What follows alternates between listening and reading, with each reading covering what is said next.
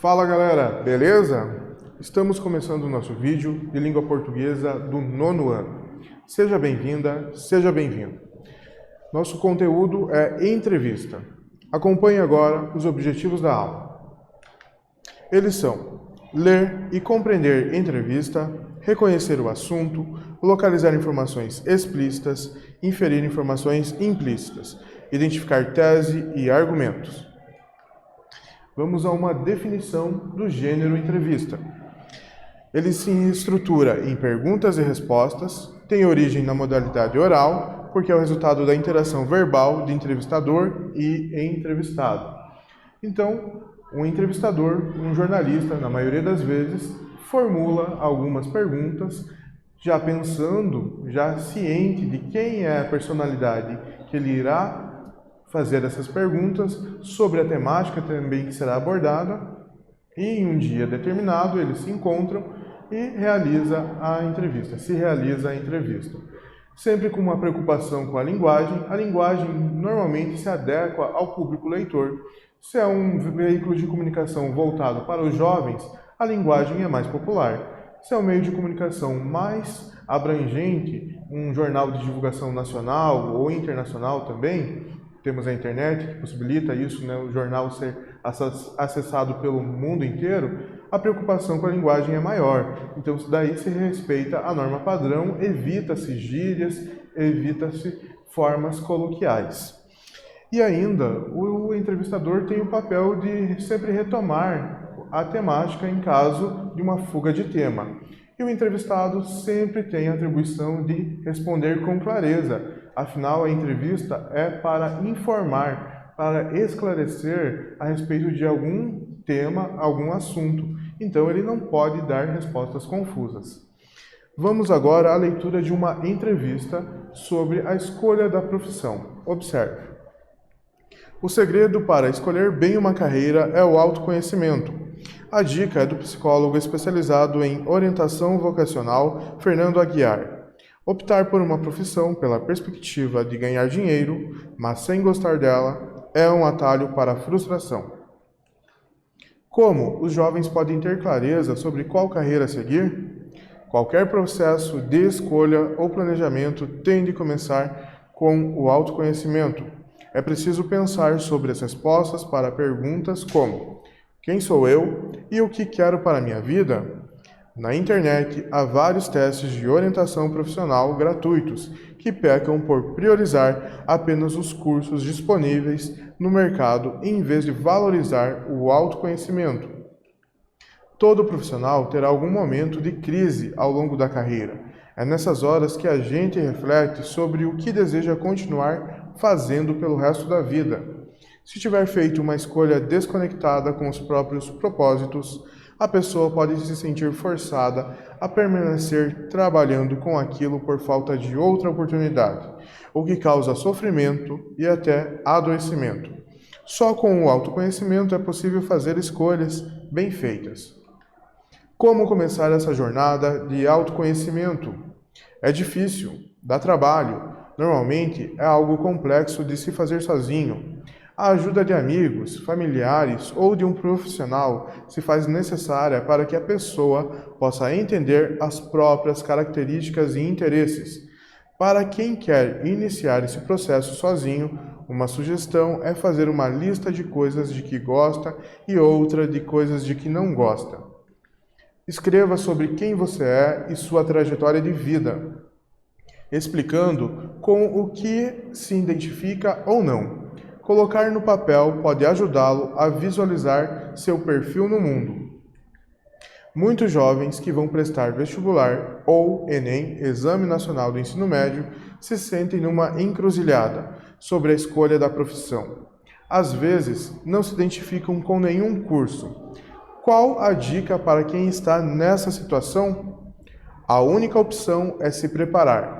O que acontece muito é que jovens só se preocupam com isso no 3º ano do ensino médio. É importante começar a pensar no 1º ano do ensino médio. Encerramos a leitura do fragmento, conseguimos ver a apresentação aí do entrevistado, a sua opinião, sendo retomada diversas vezes nas respostas e sempre o entrevistador fazendo perguntas, instigando a respeito da temática. Agora temos um Pensando Juntos, acompanhe. Qualquer processo de escolha ou planejamento tem de começar com o autoconhecimento. É preciso pensar sobre as respostas para as perguntas como: quem sou eu e o que quero para a minha vida? Na internet há vários testes de orientação profissional gratuitos. Ao responder o questionamento sobre como os jovens podem ter clareza sobre a escolha da profissão, o psicólogo reafirma sua tese. Como ele faz essa retomada? Então, como ele retoma a opinião nesse trecho? Ele retoma a opinião quando ele cita esse início. Qualquer processo de escolha ou planejamento tem de começar com o autoconhecimento. O que ele quer dizer aqui? Que qualquer escolha que o jovem vai fazer a nível de profissão, ele deve pensar no que ele tem como objetivo, nas suas habilidades, como ele é como pessoa. Tanto que ele traz até algumas dicas de fazer uma lista, conversar com as pessoas e ver os seus interesses. É essa retomada que temos nesse trecho. Outro Pensando Juntos, sobre o mesmo trecho, então não vamos reler, vamos direto para a pergunta. Com base nesse trecho, pode-se afirmar que autoconhecimento é conhecimento de si mesmo, conhecimento de outrem. Se você reparou bem, já dei a resposta, né? Autoconhecimento, auto é de si, conhecimento de si mesmo. Então, resposta letra A, é o jovem se conhecer e depois escolher a sua profissão, a sua carreira. Atividade número 1. Temos aqui um trecho, faça a releitura e responda: que tipo de argumento é utilizado nesse trecho da resposta? Explique-o. Comece.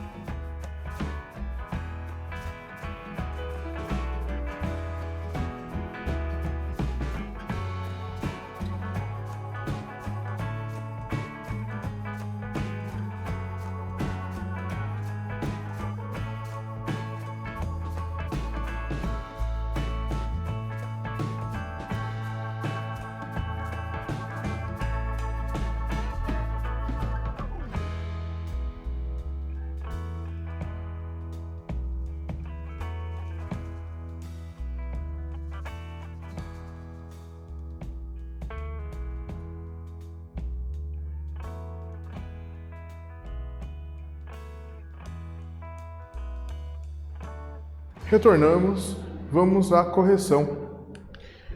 A argumentação é de exemplificação ao citar a existência de vários testes de orientação profissional que não valorizam o autoconhecimento e sobre a crise que todo profissional tem em um momento da carreira.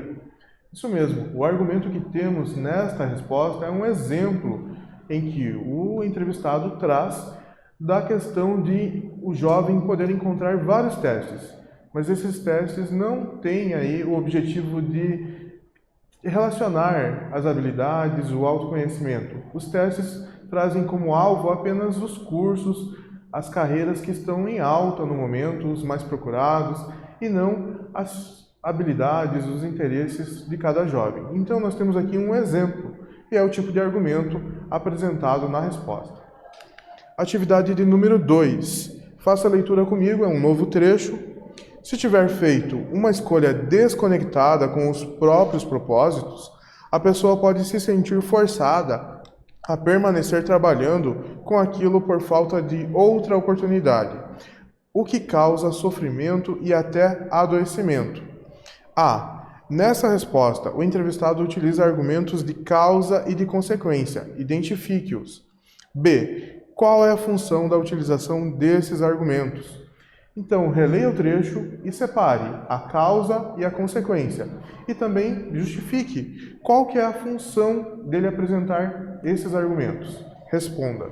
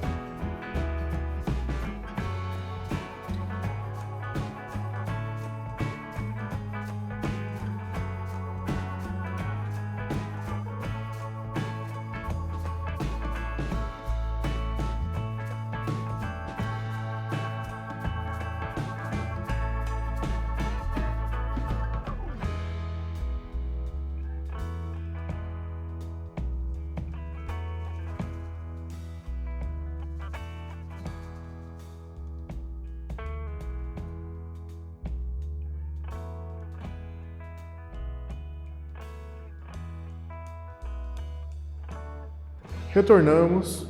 Respondeu? Essa estava mais fácil, né? Nós tínhamos já um passo da resposta dada na própria pergunta. Então, o argumento utilizado é de causa e consequência.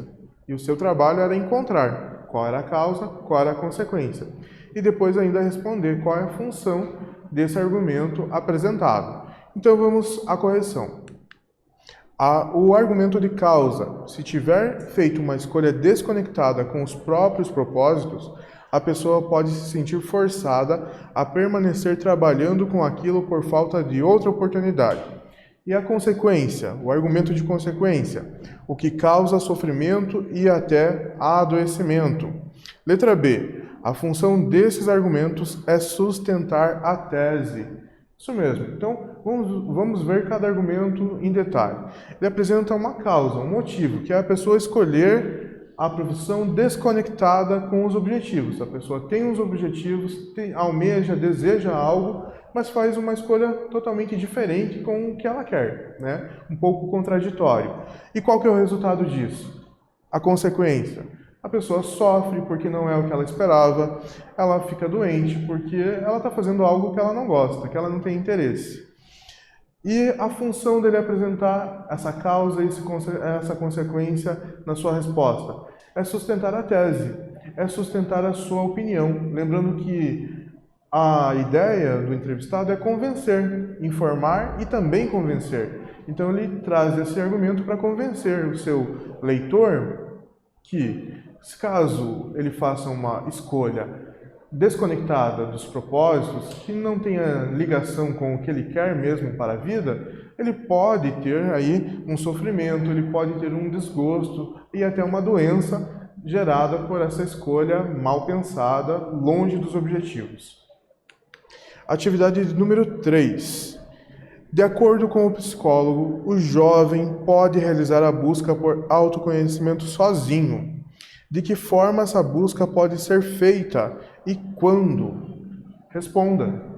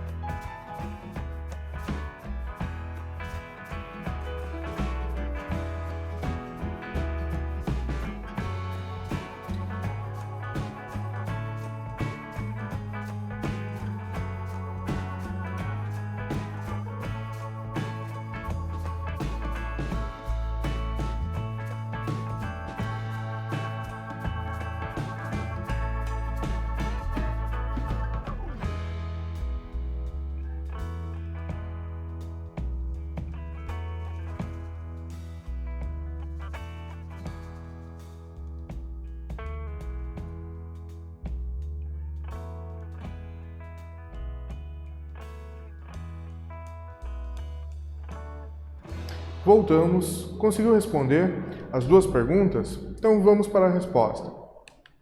A partir do primeiro ano do ensino médio, o jovem deve realizar uma lista de coisas de que gosta e outra de coisas de que não gosta.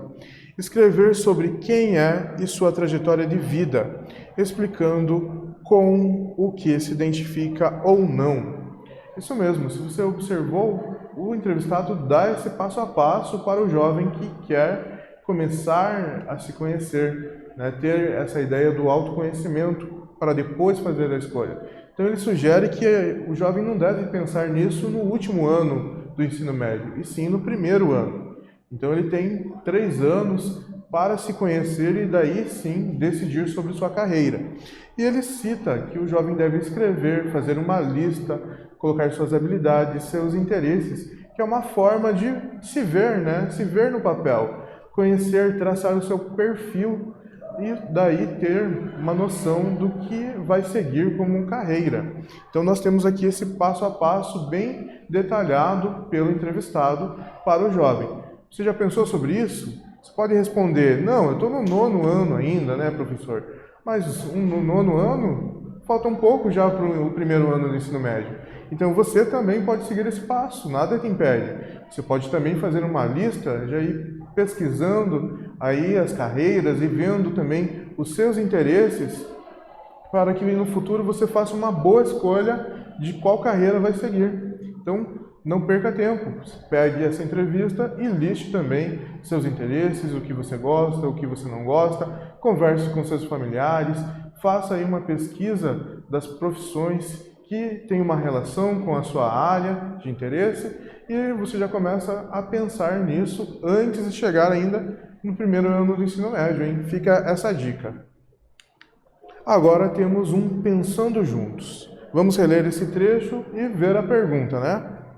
É o que defende Fernando Aguiar, mestre em Psicologia pela Universidade de Brasília, UNB, que desenvolveu uma metodologia vocacional. Muitos jovens que vão prestar vestibular ou Enem, Exame Nacional do Ensino Médio, se sentem numa encruzilhada sobre a escolha da profissão. Nas entrevistas, é comum o emprego de parênteses. Explique o seu uso nesses trechos. Então, temos 2 trechos, né, de momentos diferentes da entrevista. O primeiro está aqui, o UNB, ele traz uma sigla, e o outro traz Exame Nacional do Ensino Médio. E qual é a função de cada parênteses? O que ele traz? Por que ele foi empregado nesses momentos? Então, os parênteses foram usados para intercalar informações, os significados das siglas UNB e Enem. Isso mesmo, há uma inversão, né? Aqui no primeiro momento, eles citam o nome completo, Universidade de Brasília, e traz a sua sigla. Isso é importante porque em algum momento, na sequência, ele pode apenas apresentar a sigla e o leitor já vai ter conhecimento do que é o UNB, que é a Universidade de Brasília.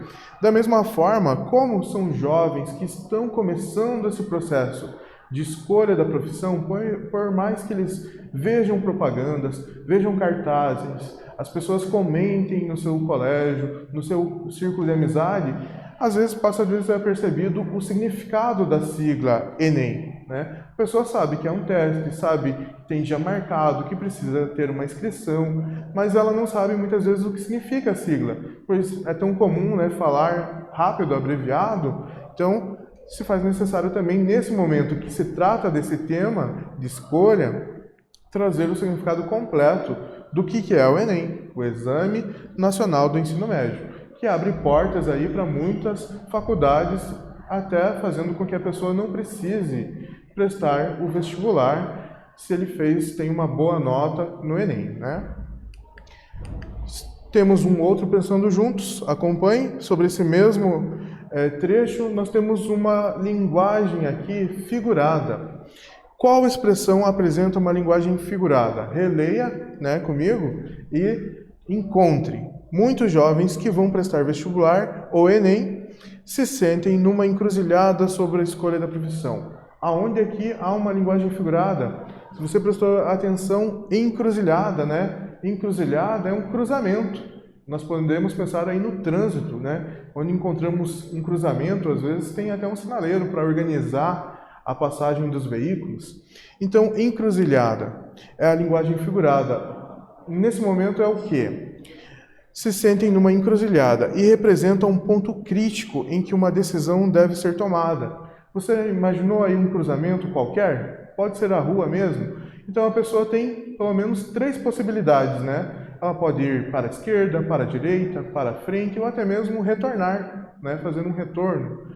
Então, essa é a linguagem figurada. O jovem está num cruzamento e pode seguir várias direções, várias opções de carreira. Chegamos ao fim. Na aula de hoje, realizamos a leitura e compreensão de fragmento de entrevista, reconhecemos o assunto, localizamos e analisamos informações e identificamos tese e argumentos. Desejo a você dias melhores, continue bem e até a próxima!